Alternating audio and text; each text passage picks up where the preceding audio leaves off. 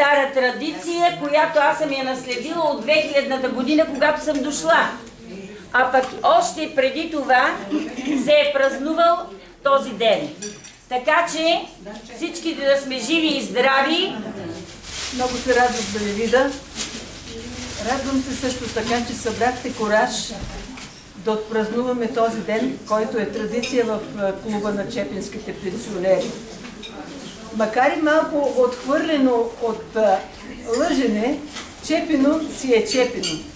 Защото жените в Чепино знаете какви са. Дружни, сплотени и винаги готови да помогнат на другаря до себе си. Този празник ние го нарекахме преди години празника на урожая. Но мисля, че по-правилно е да го наречем празникът на земята. Празник на майката хранилница, земята, която ражда и създава живот. Сме длъжни да предадем на идващото поколение, че без земята живота на човека е невъзможен. Това, което тя дава, с което ни храни, това е нашия живот. Любовта, която свързва веки нашите сърца.